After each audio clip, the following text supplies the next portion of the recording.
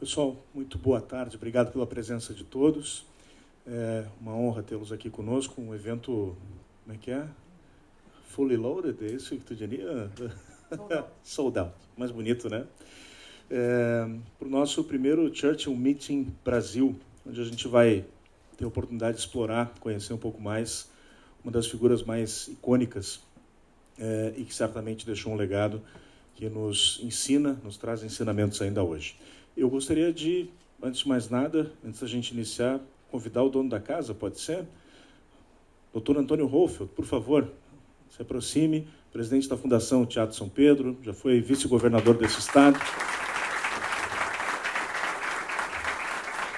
Gostaria de uma palavra sua, as boas-vindas para o nosso evento.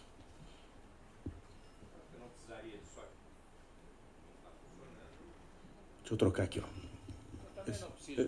Esse acho que está funcionando. Boa tarde a todos e a todos, sejam muito bem-vindos. Prazer muito grande recebê-los aqui. Eu não sei se o Ricardo resolveu pedir uma fala minha aqui, porque não que eu sou dono da casa, porque isso aqui é um ente público, mas porque eu respondo nesse momento pela administração da casa, ou porque ele foi meu aluno e quer voltar a ser aluno daqui a pouco. Então ele tem que se garantir tratar bem o professor, né? Porque senão depois não vai funcionar. Mas, gente, antes de tudo, queria dar muito as boas-vindas a todos vocês e, ao mesmo tempo, pedir desculpas. Nós temos enfrentado, graças a Deus, nos últimos 2 anos, um dilema que é: ou fechamos a casa toda e fazemos as obras, ou fazemos obras convivendo, um pouco com poeira, um pouco com barulho, né? Às vezes tendo que deslocar atividades para não fecharmos a casa e termos um conjunto de atividades. Para quem não conhece esse espaço, né, e alguns amigos aqui comentavam isso, nós estamos num prédio de 7 andares, subterrâneo. Foi uma dessas loucuras, como diz o Dr. Jorge Gerdau, da Dona Eva. A Dona Eva queria fazer um anexo para o teatro, fazer depósito de materiais, de montagens, das óperas, aquela coisa toda. O anexo deu cria. E era a ideia inicial fazer um prédio normal. Mas o IFAM, o IFAI, o IPAC, eu não sei mais quantas outras siglas se juntaram e disseram assim: não, patrimônio histórico não pode, tem que fazer diferente. Resultado, nós temos um prédio subterrâneo. São 7 andares, nós estamos aqui no 3º piso. Na entrada, vocês passaram naquela área dos jardins, onde tem ali o restaurante, né? Aqui embaixo, nós estamos aqui, bem aqui onde nós estamos em cima de um teatro que tem o mesmo tamanho do Teatro São Pedro, que é o Teatro Italiano, que nós temos a alegria de ir até dia 29 deste mês, estamos com o edital correndo por parte do governo do Estado, é dinheiro investido pelo governo do Estado, portanto dinheiro nosso, de todos nós, né? São 25 milhões, dos quais 13 milhões nós estamos fazendo edital agora para obra de engenharia. É um teatro que tem os mesmos números de poltronas do Teatro São Pedro, e isso foi proposital para fazer intercâmbio, pode estrear numa casa, vir para outra, vice-versa.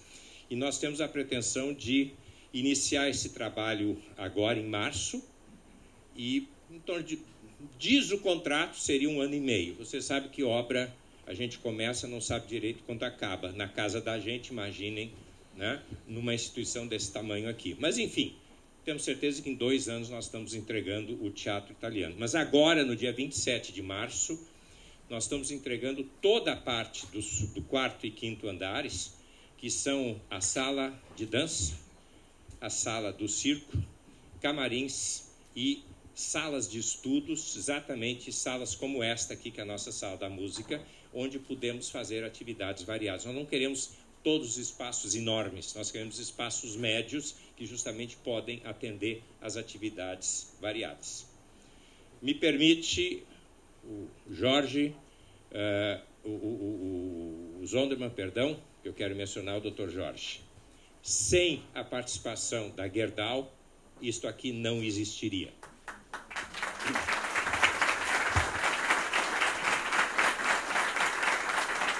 Sem a participação da Gerdau, nós também não faremos o outro desafio que saiu ontem no Diário Oficial, para nossa alegria.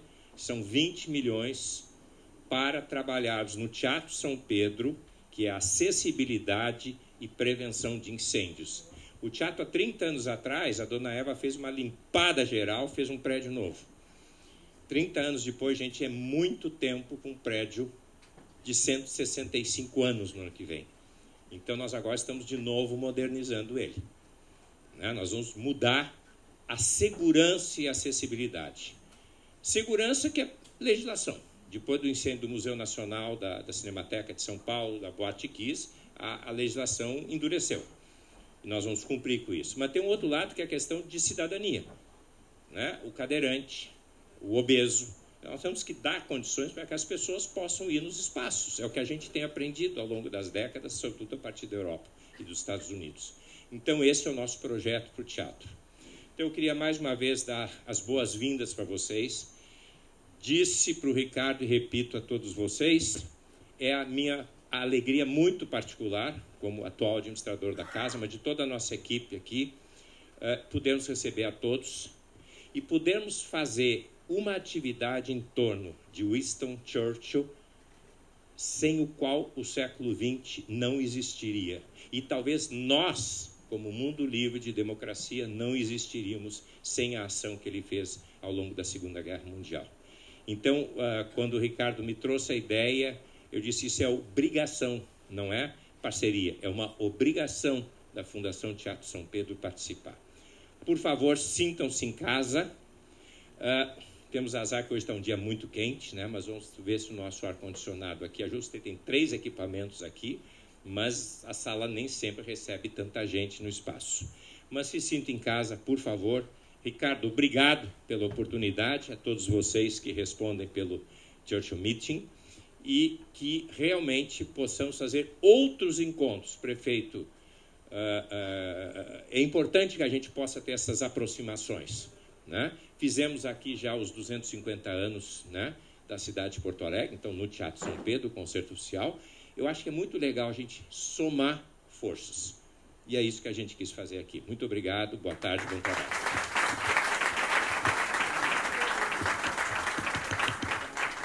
Obrigado ao professor Dr. Antônio Hohlfeld, presidente da Fundação Teatro São Pedro. Mais uma vez reforço as boas-vindas a todos, especialmente às autoridades aqui presentes. Nosso encontro vai se dividir em 3 painéis, mas antes da gente iniciar a apresentação dos painéis, nós temos um vídeo. É isso, né, Sonderman? Tu quer antes? O vídeo depois? Tu queria o vídeo agora? Não, temos um vídeo que é o vídeo Roger. O Roger? Então tá bom, maravilha. Por favor.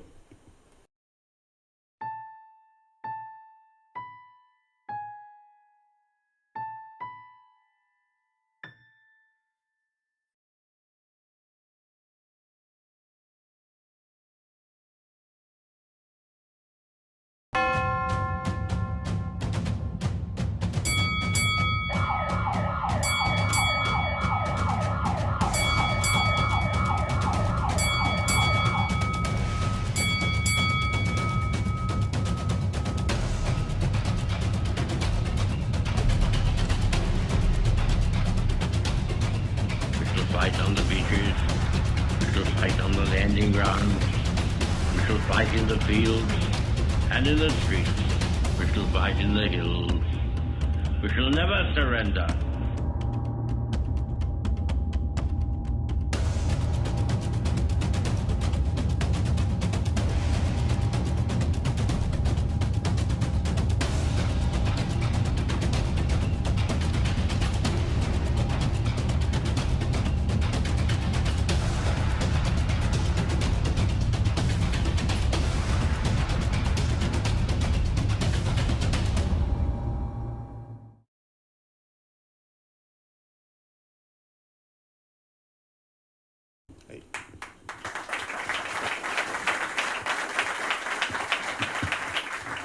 Gostaria também de fazer um convite para fazer uso da palavra Martin Willey, espero ter acertado a pronúncia, adido comercial do Consulado do Reino Unido. Por favor. Obrigado. Boa noite, boa tarde, eu não sei, aqui embaixo, né? É difícil saber. Eu sou Martin Willey, eu sou do Consulado Britânico baseado em São Paulo. Estou aqui em São Paulo, no Brasil, né, faz 2 anos. Eu conhecia Ricardo por esse trabalho no cargo dele como secretário para Relações Internacionais na prefeitura aqui. Prazer estar no Rio Grande do Sul. Esta é só a minha segunda visita aqui. Preciso visitar mais vezes, mas a primeira vez eu fui para a Expo Inter, que foi uma introdução à cultura gaúcha, muito bom. Bom, então, vamos falar um pouco da minha experiência como britânico sobre Churchill. A primeira vez eu fiquei sabendo Churchill foi sentado com meus avós maternais, os pais da minha mãe, no interior de Somerset, onde eles moravam. E eles estavam me contando as histórias da guerra deles. Os dois se viram na guerra. Minha avó em Palestina, como era conhecido na época, e meu avô na Marinha Britânica, Marinha Real. E eles contaram histórias da guerra com muito orgulho e falaram do Churchill e falaram dele como um herói nacional mesmo. Eu lembro eles falando bem claramente que sem ele o Reino Unido não ia vencer na guerra. E isso foi muito claro. Eu falo isso só para ilustrar que a história do Churchill, a lenda dele como um herói nacional, não é só uma coisa dos jornais, dos canais de televisão, é uma coisa do dia a dia do povo britânico, uma coisa que as pessoas, avô fala para o neto, uma coisa que existe no nosso dia a dia. É bem poderoso.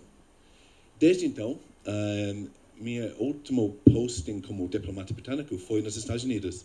E eu fui responsável para o Midwest, o centro dos Estados Unidos, onde tem o estado de Missouri, em qual tem Fulton, Missouri, é o National Churchill Museum dos Estados Unidos.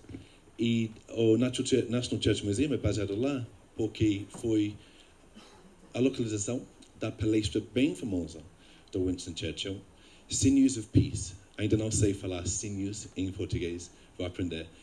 Mas Sinews of Peace, mais conhecido como a palestra sobre o Iron Curtain.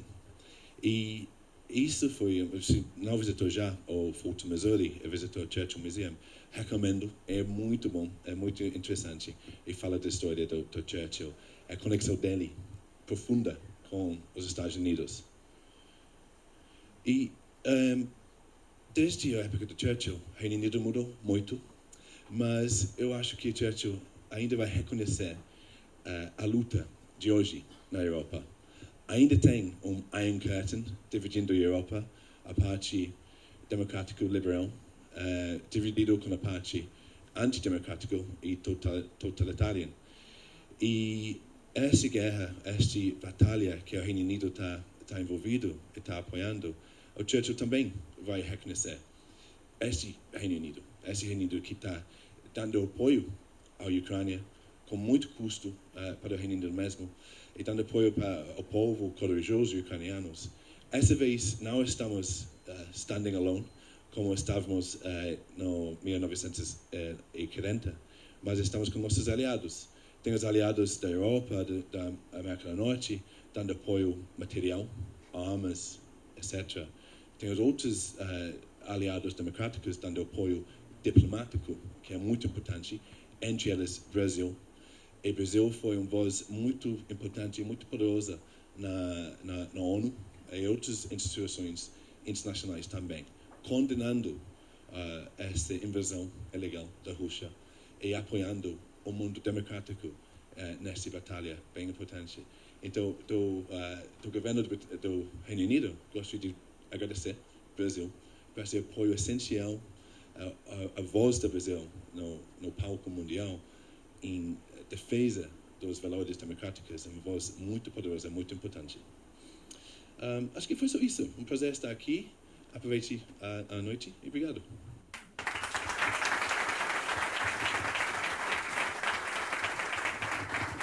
Obrigado ao Martin Whaley. Antes da gente iniciar o nosso primeiro painel, passo a palavra para o nosso Ricardo Sondermann. Antes de iniciar o painel, boa tarde ou já boa noite, né? E obrigado pelo convite. Estamos no meio disso. É isso aí. Muito obrigado, Guilherme. Obrigado a todos. Em primeiro lugar, eu gostaria de agradecer a presença de todos. aos nossos apoiadores, vocês que se inscreveram, aos nossos patrocinadores, ao BTG, a M Santini, a CMT Advogados, ao Belmondo Empreendimentos, a 818, a Lumini.tv, a Epicur, nosso importante distribuidor de charutos, né? Ao apoio do Instituto Caldeira, da editora LVM e do governo britânico, né? E esse evento é um evento de parceria do Churchill Society com o Instituto Milênio e com o Teatro São Pedro. Bom, por que nós estamos aqui hoje à noite, no dia do aniversário de 148 anos, se assim fosse, de Winston Churchill? Por que ele ainda desperta curiosidade, respeito, admiração? E essa inocente pergunta é o motivo da existência da Churchill Society. Em final de 2020, o Karen e eu estávamos em Lisboa, e então o João Espada, nosso querido João Espada, diretor do Instituto de Estudos Políticos da Universidade de Lisboa, pergunta por que não um capítulo da Churchill Society no Brasil.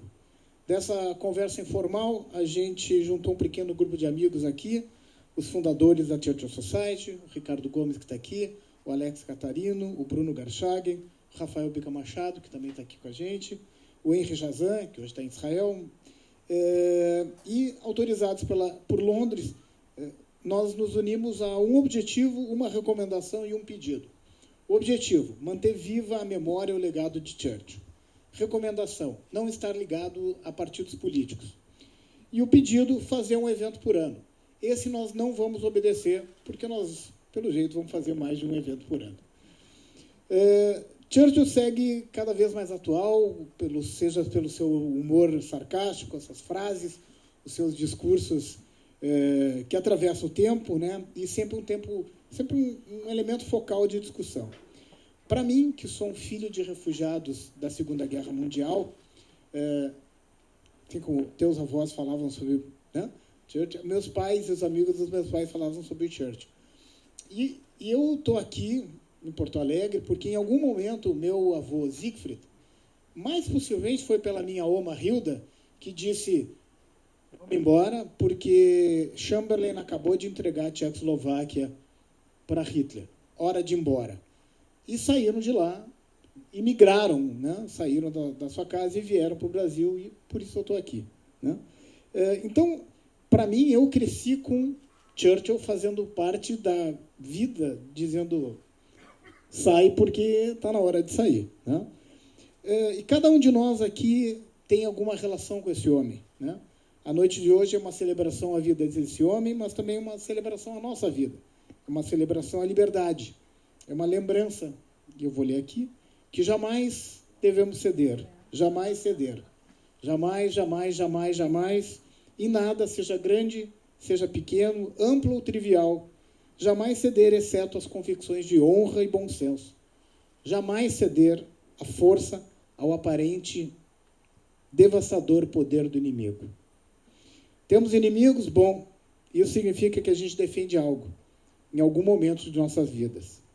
Mas, de novo, esse não é o fim, né? Esse não é sequer o princípio do fim, mas é talvez o fim do começo. Então, se a gente estiver passando pelo inferno, não paremos, né? A gente não para, né? O sucesso é a capacidade de ir de um fracasso a outro sem a perda de entusiasmo. A atitude que a gente tem é uma coisa pequena que faz uma grande diferença. E o preço da grandeza é a responsabilidade. Senhoras e senhores, obrigado pela presença. Sejam bem-vindos ao primeiro meeting da Churchill Society. Temos mais um vídeo agora, né? Temos um pequeno greetings, vamos colocar aqui, que temos a honra de ter Randolph Churchill, o bisneto de Winston Churchill, que nos mandou um recado. Good evening, ladies and gentlemen, and welcome to your inaugural Sir Winston Churchill dinner in Brazil. This is absolutely magnificent. I'm afraid I can't be here today because I'm on a little wet and windy island somewhat far away this evening. But I'm with you in spirit, and certainly, although you might be across the other side of the world, we have some things of mutual interest together. We have a World Cup, and us Brits were praying that there will not be a hand of God. And as Churchill said, in victory, I deserve champagne. In defeat, I need it. I hope that we'll be enjoying the right result this evening. What's important with Churchill and our shared values of democracy and freedom is our love of the human spirit and that freedom, and the love of being able to congregate, meet our friends, and do what we would wish, as you are this evening. And I'm sure tonight, as my great-grandfather always really enjoyed, you are very easily satisfied with the very best. And I'm sure you're armed up with fine refreshments, possibly a cigar or two. And as Churchill said, if you have the choice of cigar, go for the longest and the strongest. So I wish you all tonight a very fine evening, good conversation, and lots of camaraderie. And I wish Brazil every success in the World Cup. To Sir Winston Churchill and our freedoms. Sir Winston, thank you.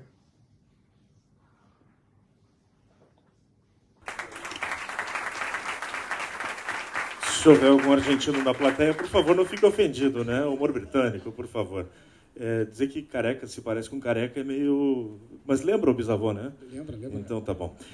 Bom, pessoal, damos início agora então ao nosso primeiro painel, serão 3 ao todo. E nesse primeiro a gente trata da guerra, né? Fiquem tranquilos com o tempo, eu vou ser o chato do relógio, tá? Mas a gente tem aí 15 minutos para cada um dos nossos primeiros painelistas. Duas boas-vindas ao Marcos Troijo, diplomata de carreira, possui doutorado em Sociologia pela Universidade de São Paulo, pós-doutorado pela Columbia University, onde também deu aulas na School of International and Public Affairs e foi professor associado do Centro de Governança Econômica Global. Atualmente é presidente do New Development Bank, o NDB, o Banco dos BRICS, onde já foi presidente do Conselho de Administração. Foi vice-ministro da Economia do Brasil e teve atuação em instituições multilaterais como o BID, o Banco Mundial. Foi colunista de meios de comunicação no Brasil e do mundo. Tem vários livros publicados. Dou as boas-vindas a Marcos Troijo. Deixa eu passar aqui esse microfone para o nosso Marcos Troijo. E, na sequência, já apresento também, trago a bio do nosso Ricardo Sondermann. Esse aqui não está indo, vamos com o do Sondermann. Vou pedir para o pessoal da produção me ajudar aqui com o microfone. Troijo, boa tarde, boa noite, bem-vindo, obrigado pela presença. Obrigado. Muito boa tarde e noite para todo mundo. A satisfação está em Porto Alegre. Obrigado pelo convite. Queria dar um abraço no senhor vice-cônsul, Ricardo, que é meu amigo, e, acima de tudo, abraçar todos na figura desse grande brasileiro que é o Dr. Jorge Gerdau. Então, muito obrigado pela sua presença, que honra e dignifica essa noite.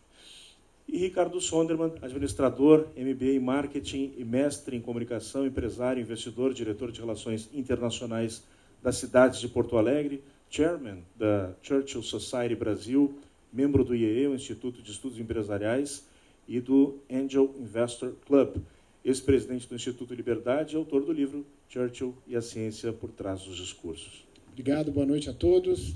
Vamos às nossas palestras. Muito bom. 15 minutos, Troijo. A palavra é sua, por favor. Bem, quando o Ricardo me convidou para esse encontro, eu fiquei pensando, poxa, eu não sou um historiador, eu não sou um churchillista, talvez eu seja um churchillano ou um philo-Churchill, mas o fato é que esse tema da presença de uma figura que foi tão definidora do século XX, e em alguma medida também do século XXI, é algo que realmente merece a nossa reflexão. Então, no começo da minha fala, eu queria pedir desculpas a todos por não ter o conhecimento, digamos assim, da métrica acadêmica sobre o personagem, e, portanto, vocês estão falando com um impressionista, mas, por outro lado, alguém que também leu bastante. Eu li a biografia do Lord Jenkins, li, enfim, praticamente tudo que Martin Gilbert escreveu sobre Churchill. Eu li mais recentemente a biografia do Andrew Roberts. Eu cheguei até ao ponto de ler aquilo que Boris Johnson escreveu sobre Churchill. Aliás, eu considero um bom livro chamado O Fator Churchill, The Churchill Factor. E, obviamente, sou um apaixonado pela história do século XX, como é que ele se desenrolou por um lado, guerras tão sangrentas, né, tão fratricidas, e, por outro lado, perceber os resquícios do século XX no nosso cotidiano hoje e, em alguma medida, tentar projetar as coisas para o futuro como se Churchill tivesse entre nós, né? Uma palavra sobre a relevância entre o tema desse painel, que é Churchill e a guerra, e a vida dele. Eu fiquei muito marcado por uma entrevista que tem mais ou menos uns 12 anos, que o Charlie Rose fez com o Peter O'Toole, o grande ator irlandês, que, aliás, tem, na minha opinião, não sei se o cônsul concorda, a mais linda dicção, ou tinha a mais linda dicção da língua inglesa que se podia imaginar. Você conseguia ouvir cada palavra, era um mestre na utilização também dos silêncios, aliás, em grande medida como Churchill também o era. Mas, num determinado momento, o Charlie Rose pergunta ao Peter O'Toole como é que ele definiria o Churchill. E o Peter O'Toole dava mais ou menos uns 30 segundos, né, para emitir o primeiro som, mas ele diz sem nenhuma dúvida que ele definiria Churchill como a warrior, né, como um guerreiro, né? E eu diria o seguinte, que a carreira do Winston Churchill como guerreiro, ela é muito conhecida, ela teve desde o começo um papel muito importante, seja naquilo que foram os seus primeiros brinquedos, os seus primeiros interesses, o interesse na equitação, militar, os seus principais interesses quando ele estava na Harrow, né, na escola dele, depois a academia militar mais tarde. E aí eu acho que tem uma coisa muito interessante que eu comecei a perceber num diálogo entre dois daqueles que talvez sejam os dois maiores biógrafos contemporâneos, o Simon Sebag Montefiore, que escreveu uma biografia de Jerusalém e escreveu uma biografia dos Romanovs, e talvez a obra mais conhecida dele, que é Na Corte do Czar Vermelho, né, que é uma biografia de Stalin. Ele bate papo há uns anos atrás com o Andrew Roberts, que, por seu turno, é biógrafo de Napoleão e agora também um grande biógrafo de Churchill. E eles estão conversando um com o outro, eles são compadres, né? Me parece que um é padrinho de nascimento do filho da filha do outro. E, num determinado momento, Andrew Roberts faz uma pergunta para Montefiore sobre o Stalin. Ele diz o seguinte: na sua visão, Montefiore, qual foi the formative experience, a experiência formativa do Stalin? E aí o Montefiore diz o seguinte: olha, o Stalin, como todos sabem, ele era georgiano, né, e num determinado momento, ainda quando ele tinha cerca de 20 anos, ele estava em Tbilisi. Ao contrário do que muitos imaginam, é um sujeito de profundos interesses intelectuais não apenas da perspectiva do materialismo histórico, ou daquilo que já era, digamos assim, uma literatura marxista, mas também de poesia. E ele escrevia poesia. Então, Stalin está andando nas ruas de Tbilisi, quando, num determinado momento, um sujeito se aproxima dele e fala assim: Stalin, é você? Puxa, você sabe que lá na minha família a gente sempre lê os poemas que você escreve. E aí o Stalin não dá muita bola para ele. Muito obrigado que você lê lá o poema que eu escrevi. O que você está fazendo da sua vida hoje? Né? Aí o sujeito diz o seguinte: eu trabalho no sistema de pagamento do Império Russo. Então, uma vez aqui por mês chega um trem pagador para fazer os pagamentos necessários para a burocracia do Império Russo, e eu sou responsável pela distribuição dos recursos. Aí Stalin se interessa sobre aquele assunto, né? E, obviamente, depois vai montar aquele que foi o principal assalto a banco da história do Império Russo, né? Então, por que Montefiore diz aquilo? Ele vai comentar esse assunto porque ele entende que a experiência formativa do Stalin é a possessão, ou a posse, melhor dizendo, de uma informação algo privilegiada, a partir da qual ele consegue colocar em prática uma estratégia de engano que leva a uma vantagem pessoal, ou uma vantagem para o seu grupo, né? Então, poderíamos dizer algo como The Art of Deceit, é a experiência formativa dele.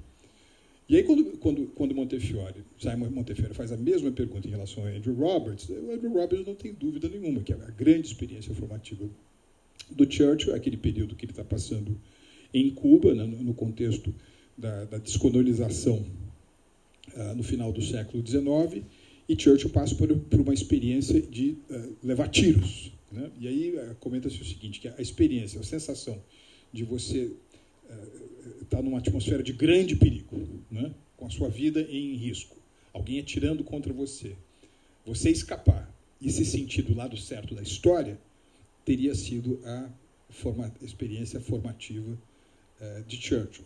Eu acho isso particularmente importante para quem gosta de história. Mais uma vez, eu não sou um historiador profissional, mas me parece que os grandes biógrafos, eles trabalham com essa teoria ou com esse método de trabalho. Eles tentam identificar, Dr. Jorge, ao longo da trajetória de uma pessoa, qual teria sido a grande experiência formativa dela. E todos os outros eventos seminais que acontecem na vida desse indivíduo, de certa forma, replicam ou utilizam esse template para julgar aquilo que é bom, belo e verdadeiro, né, que vai definir o seu comportamento pessoal.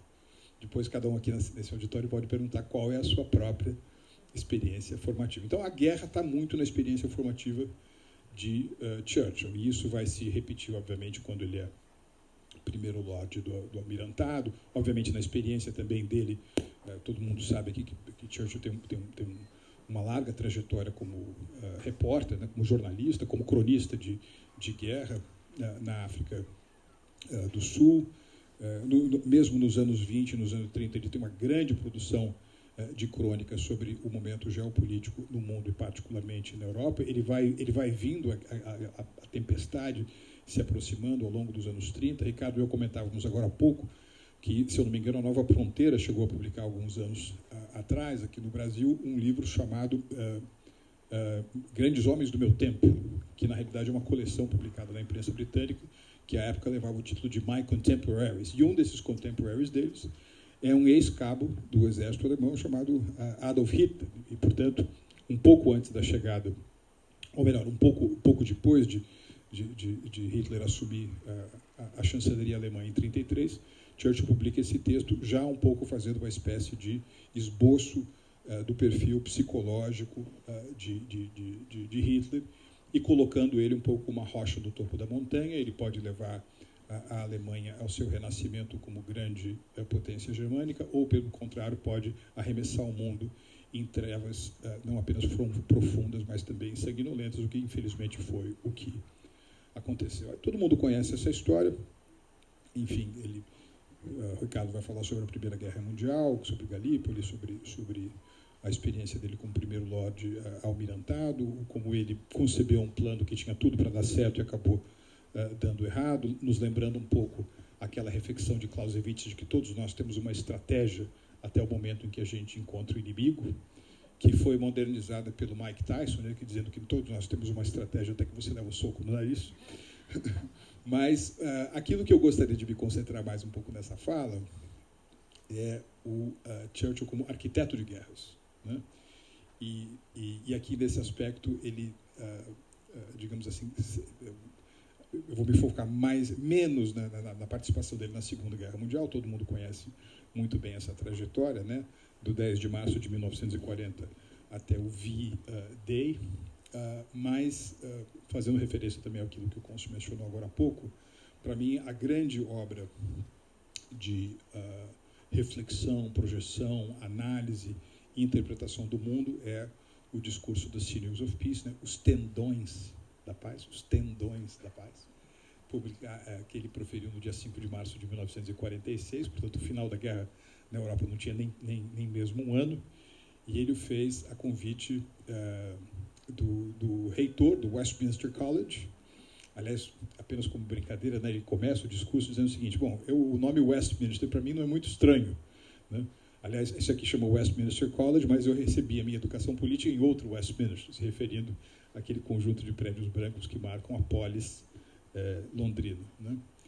E ele, enfim, ele vai nesse discurso. Por que eu acho que ele é tão importante? O reitor do college o convida para fazer essa análise, e se vale de um pistolão, que é o presidente Truman, que era do Missouri, né? E aí o Churchill diz o seguinte: olha, eu gostaria muito de ir, mas eu estava pensando em passar minhas férias no norte da África. Você realmente quer que eu vá para os Estados Unidos? Então o senhor presidente tem que estar presente no momento que eu vou fazer o discurso. E, de fato, o presidente Truman vai ao Missouri. Então, nessa ocasião, você tem duas presenças na plateia muito interessantes, que eu acho que que podem, digamos assim, nos dar a certeza que havia um recado muito dado que estava se oferecendo naquele 5 de março de 1946. Porque uma delas, obviamente, era o presidente da maior potência do mundo, os Estados Unidos, que estava na plateia, mas tinha uma outra pessoa também ouvindo o discurso. Um sujeito que, há apenas alguns anos, tinha sido comandante supremo das forças aliadas no teatro da Europa Ocidental. Um sujeito chamado Dwight Eisenhower. Aliás, é uma coisa muito curiosa, né? Porque Eisenhower, no dia 6 de junho de 1944, ele está projetando a força aliada para a invasão da Normandia. Em 1952, como vocês sabem, ele é eleito presidente dos Estados Unidos, governa por 2 termos. Depois, quando ele sai da Casa Branca, entra um democrata do estado de Massachusetts, né, o John Kennedy. Mas entre uma coisa e outra, sabe o que ele fez, Ricardo? Ele foi presidente da Universidade de Columbia, em Nova York. E uma das coisas que Churchill diz nesse discurso, que na minha opinião é o discurso fundador da Guerra Fria, então, mais uma vez, o nosso tema aqui é Churchill e a guerra. E a minha argumentação é que Churchill é um arquiteto de guerras, no caso específico de uma Guerra Fria, que é o resultado concreto da ordem internacional que ele rascunha ao longo do discurso do Missouri. Ele vai basicamente dizer o seguinte, que esses valores que se defendem, Estado democrático de direito, separação dos poderes, na experiência britânica o Common Law, Magna Carta, na experiência francesa de Montesquieu, mais uma vez, os 3 poderes, a democracia representativa. Ele não chega a mencionar a economia de mercado, mas por várias vezes menciona, enfim, o poder da agricultura, o poder da inovação, o poder da ciência e da tecnologia, etc. Ele claramente vai dizer o seguinte, que durante um tempo, na sua interpretação, quem assumiu, a nação que mais, digamos assim, enfaticamente assumiu esses valores na sua projeção externa foi o Reino Unido, não é isso? E que nessa metade da década dos 40, talvez esse protagonista esteja cansado de décadas, diria-se séculos, né, de presença imperial do mundo. É um país que sofreu pesados bombardeios durante a Blitzkrieg, um país que fez enormes sacrifícios naquele período que antecede a entrada dos Estados Unidos na Europa, e obviamente também naquele período que precede a Operação Barbarossa, né, de invasão nazista à União Soviética. Quer dizer, o sujeito estava segurando ali praticamente o bastão sozinho, e, portanto, ele vai dizer, olha, nós temos que passar o cetro para alguém, a coroa, o manto e o cetro de bastião dos valores ocidentais. Nós fazemos parte desse time, mas nós não temos mais as condições objetivas, talvez, de liderar esse processo. É necessário que algum outro autor suba ao palco e assuma esse tal protagonismo, e essa potência são os Estados Unidos. Então, acho que ali ele claramente está dizendo que, por um lado, a nova geração, a sucessão da liderança dos valores ocidentais, tais como os definidos por ele no discurso, serão os Estados Unidos. Agora, por outro lado, ele faz uma coisa muito interessante, que se por um lado ele diz que nós... Se por um lado, 1939 era um ano em que a principal ameaça a esses valores vinham daquela matriz nazifascista, né? Em 1945 e 1946, talvez a principal ameaça viesse do antagonismo formado pelo comunismo soviético como força geopolítica. Então, caberia, portanto, utilizar enfim, o poder, a capacidade de coesão. Ele chega a falar da fraternidade dos povos de língua inglesa. Depois ele fala numa nascente Organização das Nações Unidas, e, de fato, ali estava acontecendo o berço, né, o berçário da ONU. Mas ele vai inventar, portanto, a Guerra Fria. Ele inventa a Guerra Fria como um jogo de soma zero. Ele inventa a Guerra Fria como um conflito em que o antagonista entende, sobretudo, a linguagem da força. Ele, obviamente, expressa uma grande admiração pelo povo russo, né, e particularmente pelos 20 milhões de soviéticos que tombaram na Segunda Guerra Mundial, com o qual, aliás, ele fez uma aliança, né, que foi muito criticado. E ele chega a dizer, numa das suas frases mais famosas, veja, eu sou um sujeito pragmático, se o Hitler invadisse o inferno, eu faria uma referência favorável a Satanás na Casa dos Comuns, né, no House of Commons. Enfim, tudo isso é bastante interessante. Eu deixaria, talvez, para daqui a pouco, um exercício de futurologia, né? Tem um contemporâneo do Churchill chamado Herbert George Wells, que escreveu A Máquina do Tempo. Então, talvez daqui a pouco a gente possa fazer uma pequena especulação. Se o Churchill entrasse numa Máquina do Tempo e chegasse o Dr. Jorge aqui nesse nosso mundo do dia 30 de novembro de 2022, qual seria o novo discurso do Missouri que ele faria? Tá bem? Obrigado. Obrigado, Marcos.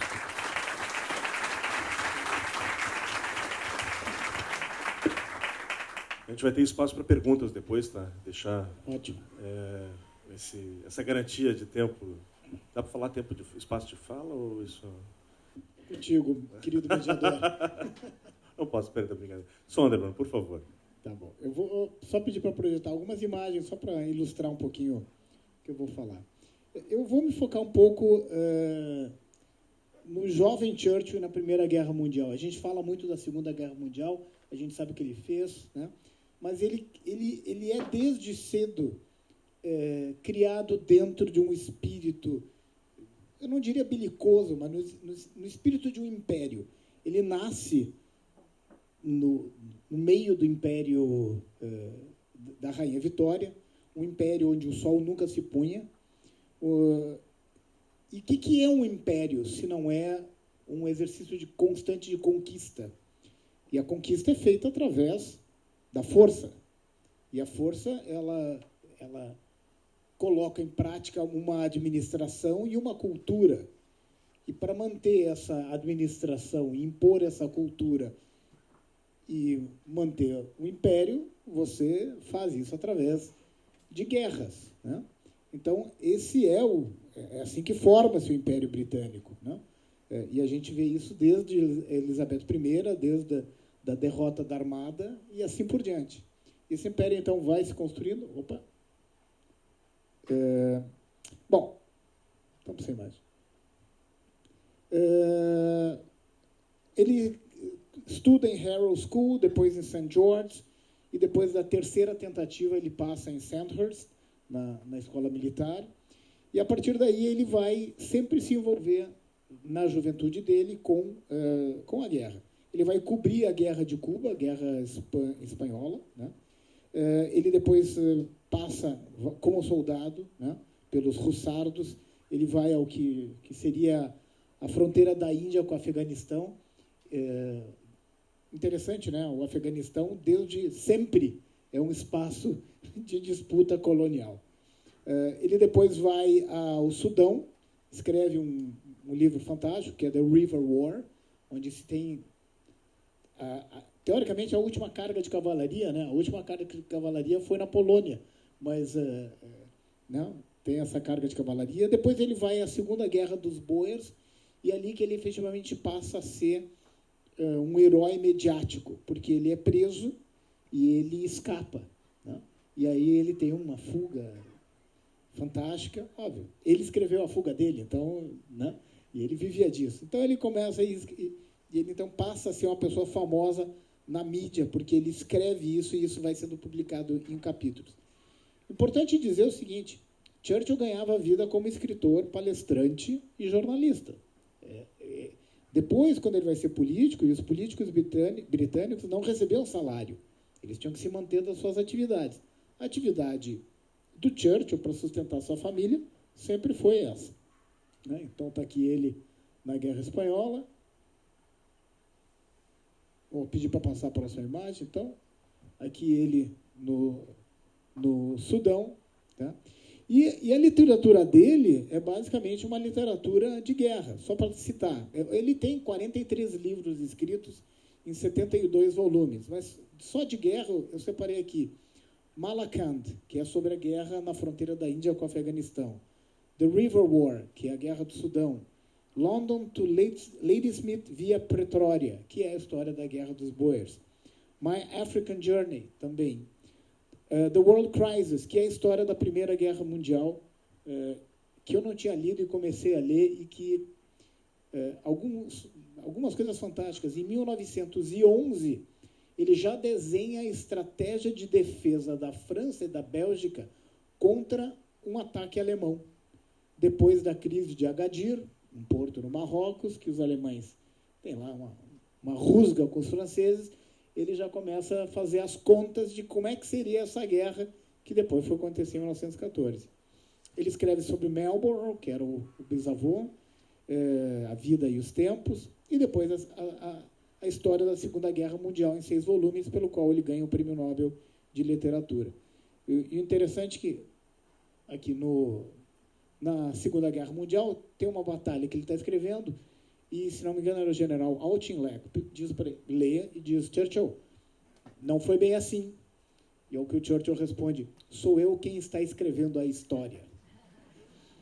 Então, ele é um homem que nasce no Império, ele age como um império, né? Ele vive do conflito, a guerra é o meio da conquista, e essa é a essência do homem e o período que ele foi criado, né? E aí eu queria chegar num ponto que é quando ele, então, em 1916, vai ser o Lorde do Almirantado, né? 1911, vai ser o Lorde do Almirantado, já se preparando, então, para a Segunda Guerra Mundial. E ele, então, desenvolve, né, um desenho de um segundo embarque, de um segundo fronte, né? O que acontecia? A guerra seguia na Europa, uma guerra terrível, uma guerra de trincheiras, onde os avanços são muito poucos, as baixas são fantásticas, e ele, então, tem a ideia, há um segundo fronte, na verdade, que é com a Rússia e nos Balcãs, e ele, então, tem a ideia de fazer uma entrada via Turquia e, dessa forma, poder retirar o apoio que, então, o Império Austro-Húngaro e o Império Otomano tinham ali. Ele desenha essa estratégia, que no papel é muito boa, né? Só que o fato foi absolutamente o contrário. Ele tinha pouca informação do que estava realmente acontecendo, ou seja, a informação secreta. Ele tinha poucos espiões, ele não sabia como é que era o terreno. Soma-se aqui a arrogância inglesa. Em 3 semanas nós vamos destruir os fortes e em 2 meses nós conquistaremos Constantinopla. Deixa comigo que eu vou fazer. E ele, então, começa a desenhar isso sem informações necessárias, sem a logística, né? Ele conta, então, com a parceria do general Kitchener, que tem que dar a ele algo entre 150 a 200 mil homens e deixa ele com 75 mil homens, insuficiente para o que tinha que fazer.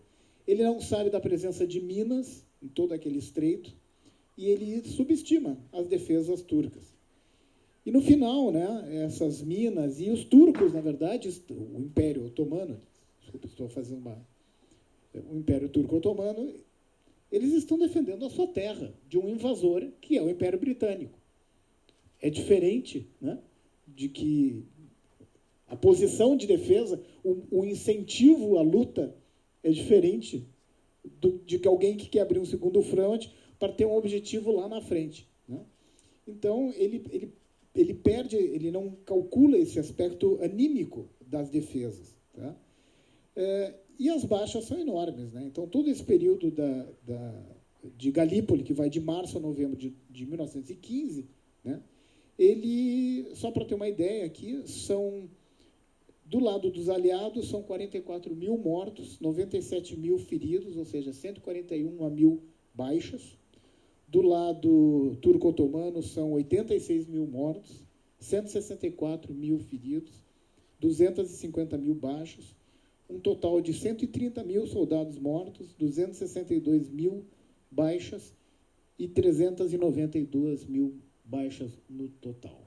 Para uma campanha que não fazia sentido, que não teve sucesso, que não teve logística, que não teve cálculo, que não teve apoio do exército. Ele era da Marinha, ele imaginou que bombardeando... vou lá, bombardeio e termino o assunto, não dava certo, ele não calculou. Ou seja, uma sucessão de erros que o fez perder essa batalha. Óbvio, ele não teve o que a gente diria o total commitment do exército, ele não teve o apoio do exército, e o próprio almirante Fischer, que era quem, então, era o almirante que que seguia com ele, deixou ele na mão e não deu todo o apoio que tinha que dar. Além do mais, tem uma passagem maravilhosa. Em algum momento a gente vai fazer, em momentos futuros, nós vamos fazer painéis sobre a Clementine, tá? Que era fantástico. O Churchill era bom, mas a Clementine era espetacular. E o almirante Fisher vai fofocar com a Clementine, dizendo que o Churchill é incompetente, alguma coisa assim, e ela diz, "Be quiet, you silly old man, get out." Né?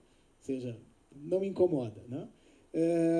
Bom, o que acontece? Nós temos aqui um processo eleitoral também, né? Um processo de disputa política dentro de uma guerra. Né? A democracia segue na Inglaterra.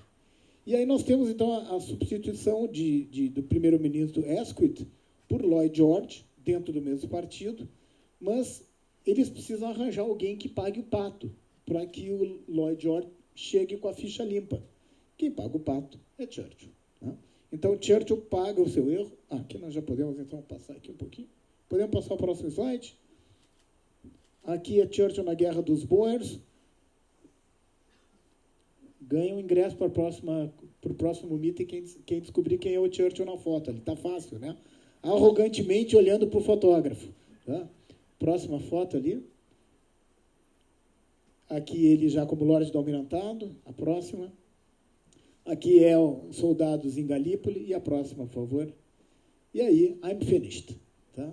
Ele paga o pato e ele, então, sai como Lorde do Almirantado. Ele é o, não tanto o culpado, mas o responsável. Né? Próxima, por favor. E aqui, então, ele volta para as trincheiras e ele vai a Ypres como tenente dos Hussardos e vai para a frente de batalha. Ele deixa de ser o Lorde do Almirantado, ou seja, o ministro da Marinha, o grande estrategista, e vai ser soldado na Bélgica e na França. Bom, o que acontece? Eu acho que, só para dar uma continuidade, depois, em 1919, depois da guerra, ele vai ser o secretário do ar e ele vai ser um dos responsáveis pela formação da Royal Air Force, porque a Royal Air Force fazia parte do Exército. E o papel do avião ficou claro. Né? Então, eles sentem a necessidade de criar uma força específica para o ar e ele vai ser o cara que vai desenhar a Royal Air Force. Depois, de 21 a 22, ele vai ser o secretário para as colônias.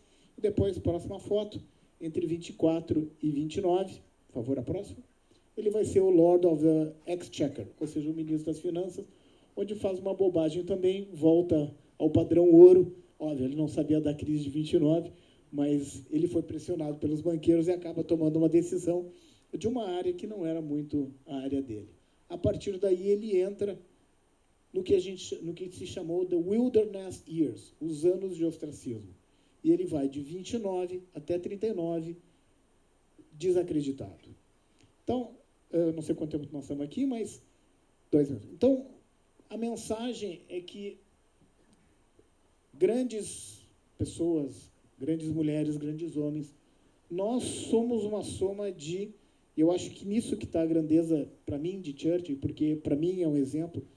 Porque assim como a gente discute os grandes acertos, ele foi construído numa base de erros fantásticos. Né?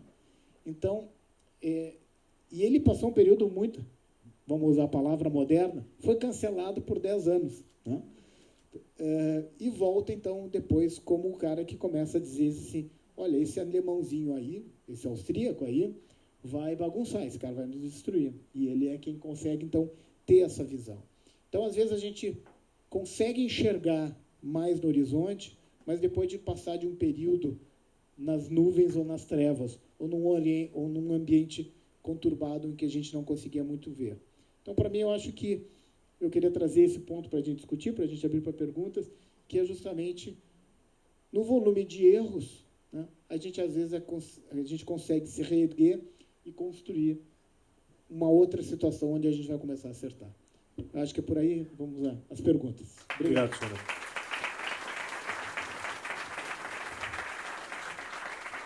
Aqueles que desejarem fazer perguntas, por favor, né, levantem a mão. Não sei se a gente tem um microfone na plateia aí, mas se não tiver também, o espaço não é tão grande, a gente pode abrir sem a necessidade de ter o microfone. Todos nós ouvimos atentamente as falas de vocês e eu queria deixar aqui 2 questões para ouvi-los ambos. O Churchill teve a grandeza de passar o bastão, né, para os Estados Unidos nessa liderança lá no Missouri, né, no sentido de serem os grandes guardiões, digamos assim, dos valores ocidentais.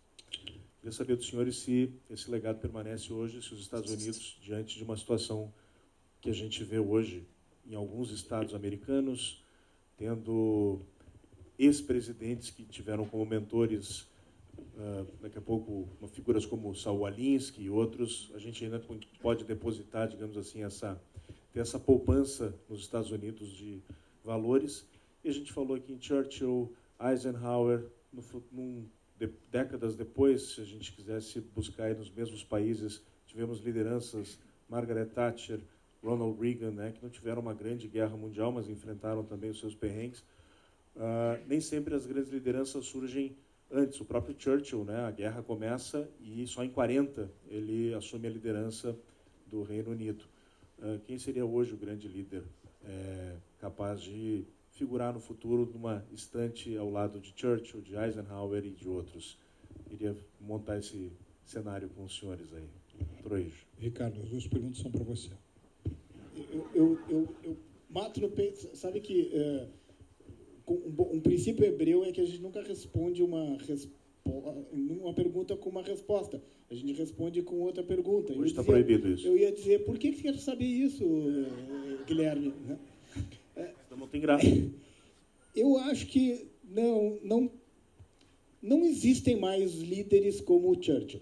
Não tem mais, ou como o Reagan. Porque a matéria-prima sobre a qual eles foram construídos, ela não existe mais. As pessoas nascem por causa de um contexto, e elas entregam de acordo com esse contexto histórico. Eu gostei muito do que o Marcos falou sobre o mainframe, né? o slide do teu PowerPoint de vida, né? O template. Né? E às vezes as pessoas nos olham e a gente vê as pessoas por fotografia. A gente nunca vê o filme inteiro da pessoa. Né? E os filmes são muito melhores que a foto. E a foto pode definir para cima ou para baixo. E a gente vive um ambiente político que antes, alguns políticos, a gente media no volume de leis que criavam. Não, Deus me livre, olha só o que criaram de leis. E agora é pelo volume de seguidores e likes.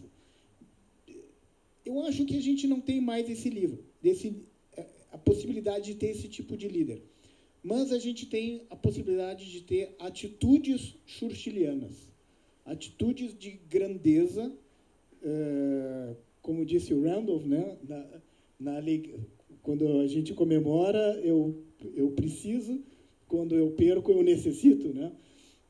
Eu acho que a gente tem que sempre pensar do ponto de vista como que a gente pode agir com grandeza, que é algo que falta na política, falta às vezes nos negócios, falta nas relações, de que às vezes a gente está errado. Óbvio, a gente procura estar certo e a gente às vezes erra. Então, a minha velocidade de perceber que eu estou errado e pedir desculpas pode ser um diferencial nessa construção. Né? Mas eu acho que hoje nós estamos caminhando na direção de uma direção ruim, numa direção de onde a gente tem que buscar essas pessoas que possam ser os mentores e buscar a grandeza das pessoas. Então, eu acho que a gente vive um tempo complicado, não sei. Eu fiz essa pergunta porque a gente teve uma guerra, temos nesse momento, no quintal da Europa. Ou seja, aliás, na Europa, não é nem no quintal, é na Europa. Né? Deixa eu fazer só um outro comentário. O primeiro é o seguinte: tradicionalmente a gente deve ver o poder relativo de um país por meio digamos assim, de qual é a posição relativa que ele ocupa numa vertical de segurança militar, numa vertical econômico-comercial e numa vertical que a gente poderia chamar de normativo, do campo dos valores. Né?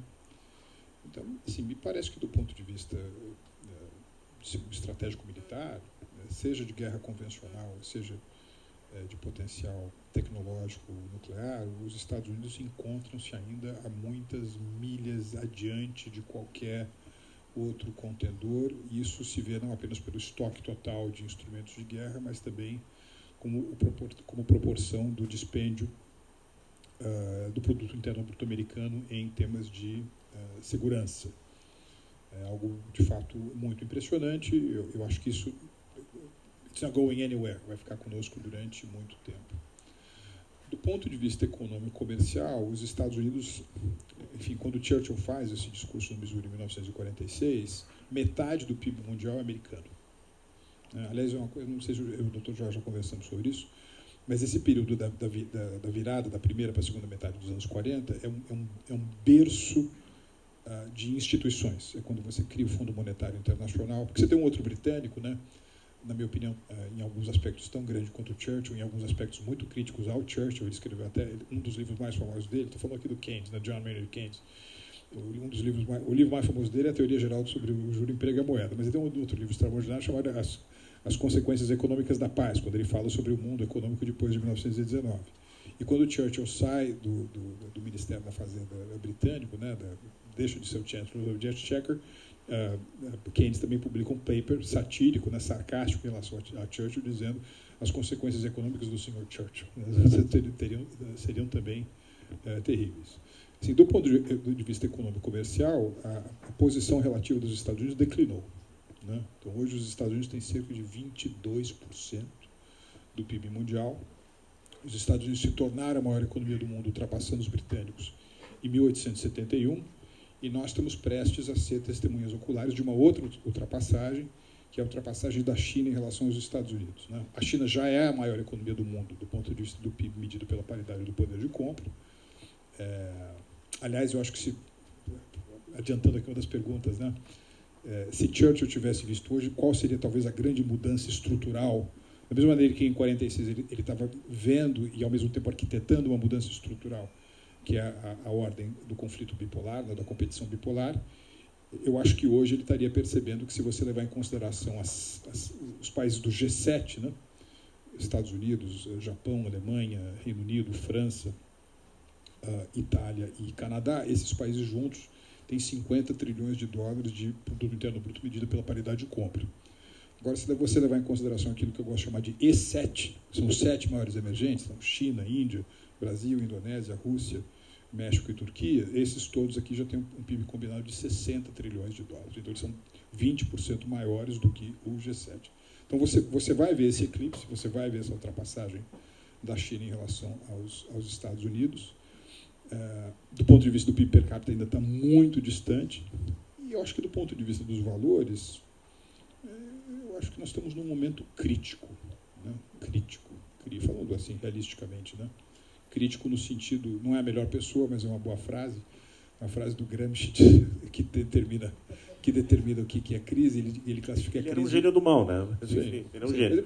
Essa frase é boa, de qualquer maneira, que define crise como aquele momento em que o que é velho ainda não morreu e aquilo que é novo ainda não nasceu. Acho que nós estamos nesse momento. Não sei se o Soner quer falar sobre os Estados Unidos. Não, eu só ia acrescentar que o Milor Fernandes dizia que as ideologias, quando ficam velhinhas, vêm para o Brasil, né? Então, acho que nesse meio tempo aí... É uma referência melhor que o Gramsci, né? Lembre-se que o Paulo Guedes liderou uma reforma da Previdência. Na plateia, alguém queria falar? Não, era a questão...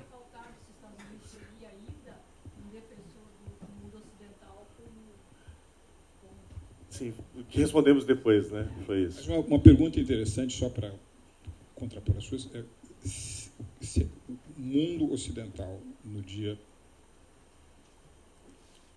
30 de novembro de 2022, significa a mesma coisa que mundo ocidental em 5 de março de 1946.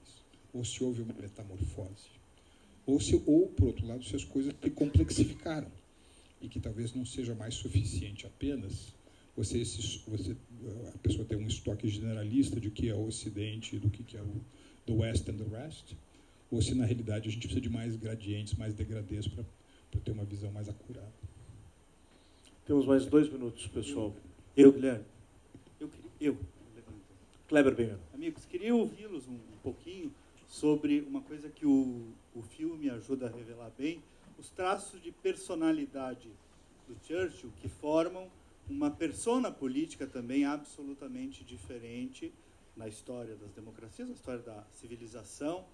E é interessante da gente observar isso nos dias de hoje, quando a história política vai e vem, horas há um culto, há uma espécie, a expressão usada, né, sofisticação e prudência, e outras horas há líderes também de comportamento instigante, disruptivo, menos sofisticado e mais transformadores. Queria ouvir um pouco os traços de personalidade dele, diferente os reflexos disso no comando da gestão dele.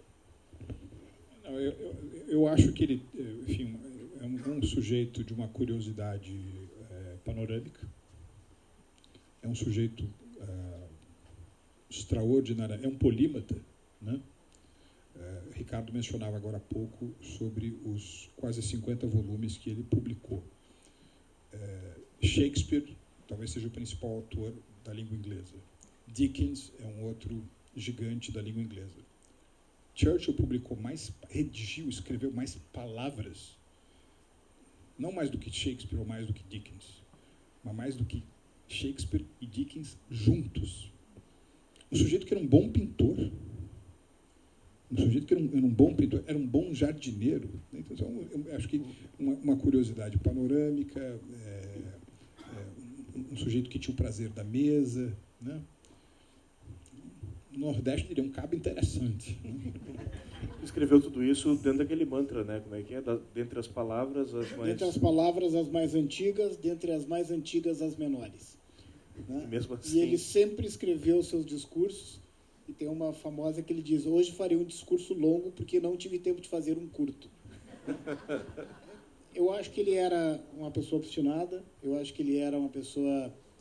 a palavra em inglês é wit, né? Ele tinha o sarcasmo, né? E ele tinha uma perspicácia, tá? Por assim dizer, e uma obstinação que é a busca eterna da liberdade.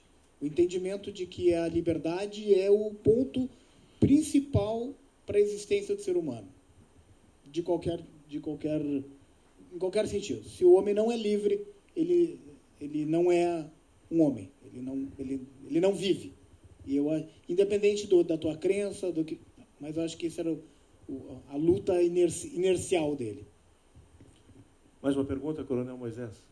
Boa noite a todos. Moisés, é só uma provocação. Para mim são as duas grandes lideranças, Winston e Thatcher. Eu gostaria de ouvir uma opinião sobre o que temos em comum e o que pode ser, o que talvez Churchill falaria de Thatcher. Para me reportar também algo que o Ricardo mencionou sobre a importância do contexto, né? Você tem um grande filósofo, eu adoro, um grande filósofo espanhol chamado José Ortega y Gasset, que diz que nosotros somos nosotros e las circunstâncias, né? Quer dizer, o contexto molda muito. São contextos diferentes, mas com alguns elementos comuns. Por exemplo, tanto em, digamos assim, 39, 40, quanto, enfim, na segunda metade dos anos 70, há uma certa ideia de declínio, relativo, né, do Reino Unido, e que por meio da ação individual desses dois grandes personagens, esse declínio é revertido, né? Porque se é verdade, por um lado, que Churchill meio que inventa a Guerra Fria e inventa os Estados Unidos como superpotência, né? Aliás, a palavra superpotência foi inventada pelo Churchill, né? Ele também identifica nesse Reino Unido pós-45 uma espécie de senior advisor, alguém que passou pelo... Aliás, ele utiliza essa expressão exata no discurso do Mizani, alguém que passou pelo The Sharpening School of War, né, a escola de aprimoramento da guerra, teria sido a experiência dele e do Reino Unido, numa espécie de um associado dessa ordem cujo protagonista são os Estados Unidos, e isso dá não apenas prestígio, mas também o status especial, né, da special relationship, né, como ele chamava a relação entre os Estados Unidos e o Reino Unido, e, portanto, evita o declínio. E aí, talvez Thatcher, num outro contexto também de declínio, né, um país dominado por forças patrimonialistas, um poder exacerbado dos sindicatos, declínio militar, e ela, com essa combinação de liberalismo econômico, ordem de mercado, resgatando um pouco aquilo que talvez tenha sido a grande fonte do crescimento britânico a partir da obra do Adam Smith, da experiência da Revolução Industrial, reinventa o Reino Unido como uma economia de mercado que está se preparando para o século XXI. Né? Então, mas acho que são essas duas coisas. São personalidades marcantes, né? Com grande capacidade de wit, como mencionou o Ricardo. Agora, uma coisa curiosa, e é quase talvez um pecado de ser isso no encontro sobre Churchill, né? Não existe como doutrina político-econômica ou como conjunto de ideias sobre como gerir uma determinada situação econômica, digamos, algo chamado Churchillismo, ao passo que existe algo chamado Thatcherismo, né? Que é essa combinação com reforma radical, menos regras na economia que permitem a transição, por exemplo, de uma sociedade que está mais vinculada à economia da manufatura para uma economia intensa em serviços, né, em movimentação livre de capitais. Acho que é isso. Marcos Troijo, Ricardo Sondermann, muito obrigado pela